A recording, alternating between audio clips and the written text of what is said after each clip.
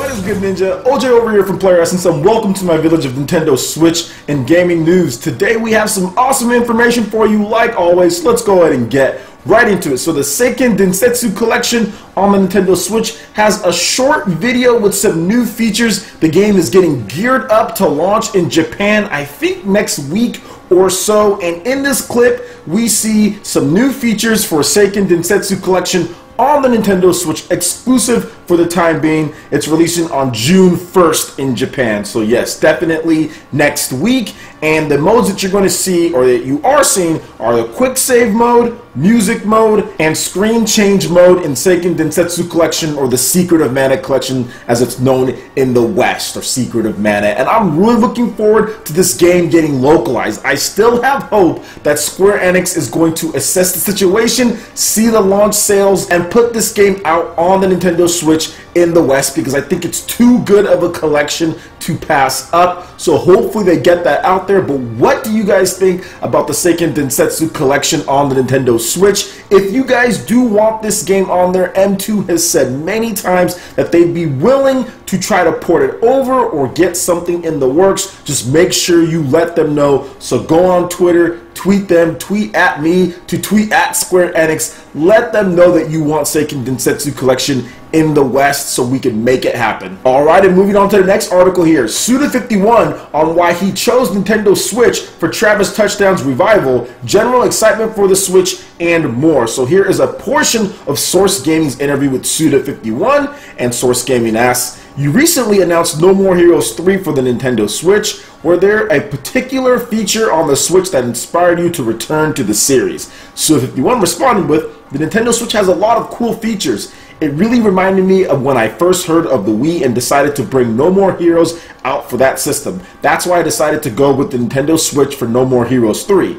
It also seemed like a good place to revive Travis Touchdown. The game is not necessarily called No More Heroes 3. We haven't made the title official or anything, but in general, that's why I chose the Nintendo Switch." Source Gaming asks, "What are your thoughts on the Nintendo Switch in general, now that it's been out for about 3 months? Suda51 responds with, "When I first heard about the Nintendo Switch, I thought, I like this hardware, I hope it's successful, and it's actually turned out to be more successful than I expected. Also, you've got a great game in The Legend of Zelda that came out for it, and that really raised the bar for other games in the future. In general, I hope the Nintendo Switch is successful, and I'm excited to be making a game for it." So let's talk about this just a bit, because what he's saying with The Legend of Zelda and what he's saying with the system in general as far as the excitement with it when he first made No More Heroes, it's almost the same thing. If you look at a game like ARMS and you see how Nintendo is taking motion controls, and we'll talk about ARMS in the next article here, and we'll talk about ARMS at the end here for the Testpunch demo, but if you see what Nintendo's doing with ARMS, and they're really reinventing motion controls that gamers can get behind. Not only are the motion controls good in ARMS, they make sense and they're really innovative.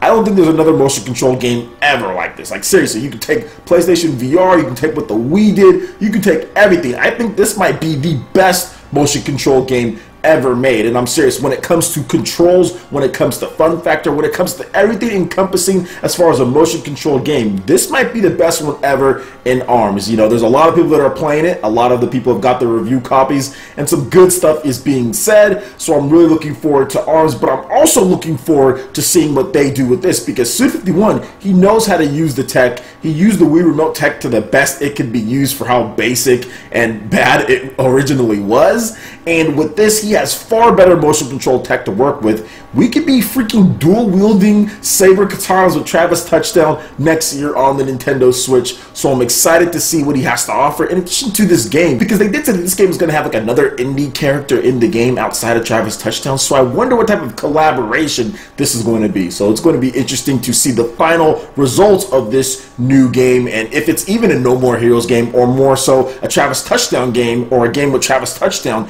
in it in a whole different type of way. So we'll see what happens in the end here. Alright, and moving on to the next article here. So on the Amazon sales charts, I always have to check them every now and then, and I did get a little tip via Twitter that apparently Ultra Street Fighter 2 The Final Challenges is the #1 game on Amazon. Of course, you have the usual $10 gift cards and all that stuff, but when you're talking about games, and games in particular, software at number 6, but the #1 software is Ultra Street Fighter 2 The Final Challenges on the Nintendo Switch. followed by the PlayStation 4 Slim Bundle with Uncharted, but then the next actual just software is Mario Kart 8 Deluxe at 8th. And then if you go down a little bit further, Legend of Zelda Breath of the Wild, and then Fire Emblem Echoes Shadows of Valentia has cooled off a bit, and Injustice is 19th, which is a little interesting because that game just launched, and I thought it would be higher for some games like Legend of Zelda or Mario that has been out for quite some time. But yes, very good to see Ultra Street Fighter 2, the final challengers, at the top here, although some people do feel that it is overpriced. But I see it this way: if you feel that you're going to get a lot of value out of Ultra Street Fighter 2, the final challengers on Nintendo Switch, you want a physical copy because you can't get that on PS3 and Xbox 360 or PC or whatever other places it came out on, you know,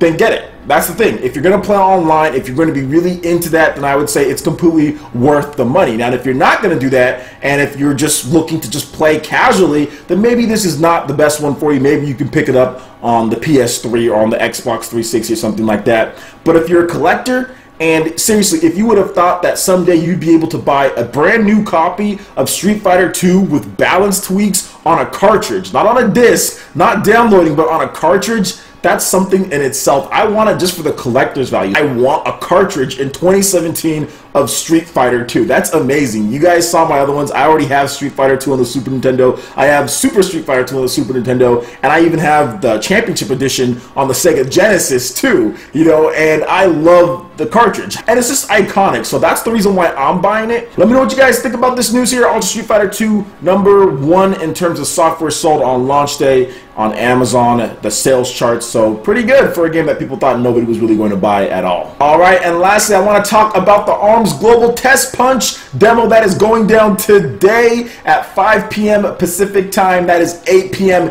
Eastern. Here's what Nintendo has to say on the matter. Find out when you can play the ARMS Global Testpunch demo. Try out some fierce and stretchy competitive action with ARMS Global Testpunch demo. You will be able to play it on certain days and times, so mark these dates on the calendar. Note that each play session will last approximately 1 hour, so don't miss out. So May 26th, 5 p.m. PT, May 27th, 5 a.m., 11 a.m., and 5 p.m. PT, May 28th, 5 a.m. and 11 a.m. PT, June 2nd at 5 p.m. PT, June 3rd at 5 a.m., 11 a.m. and 5 p.m. PT, June 4th at 5 a.m. and 11 a.m. PT. You can download the ARMS demo right now either from Nintendo Switch eShop or directly to your Nintendo Switch console using the link below. To get started, you will need to log into your Nintendo account or create one. So really interesting there, guys. I'm looking forward to this a lot. I'm going to be live streaming as many times as I can. I'm probably going to be up early because I'm going to be doing my ninja training video tomorrow morning. So I'll be up early, maybe for the first one, but definitely for the second and the third one. And I will be live streaming today by 5 p.m.